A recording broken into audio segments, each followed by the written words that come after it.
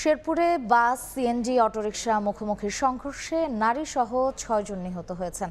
দুর্ঘটনায় আহত হয়েছেন আরও একজন।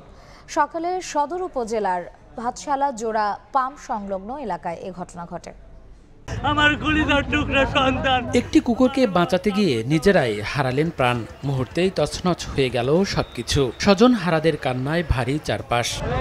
পুলিশ ও প্রত্যক্ষদর্শীরা জানান, রোববার সকালে কুড়িগ্রামের রৌমারী থেকে যাত্রী নিয়ে ছেড়ে আসা রিফাত পরিবহনের একটি বাস ঢাকা যাচ্ছিল। পথে শেরপুরের ভাতশালা এলাকায় একটি কুকুরকে বাঁচাতে গিয়ে বিপরীত দিক থেকে আসা সিএনজি অটোরিকশার সঙ্গে সংঘর্ষ হয়। এতে সিএনজি অটোরিকশাটি দুমড়ে মুচড়ে গিয়ে ঘটনাস্থলেই ৫ জন মারা যান। একটা কুকুর বাচ্চা কুকুরটারে সিএনজি কাটানোর জন্য চেষ্টা করছে, যে সরাসরি বড় গাড়ির মধ্যে লাগিয়ে গেছে। এই চালকগুলা অতি বেশি এরা দ্রুত গাড়ি চালায়।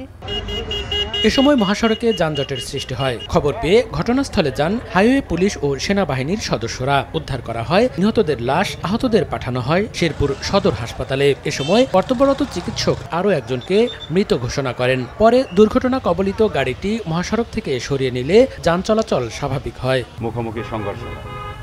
উক্ত সংঘর্ষে সিএনজি যাত্রী ৫ জন ঘটনাস্থলে মৃত্যুবরণ করে। এর মধ্যে 2 জন মহিলা, 3 জন পুরুষ। লাশ মর্গে প্রেরণ করা হয়েছে।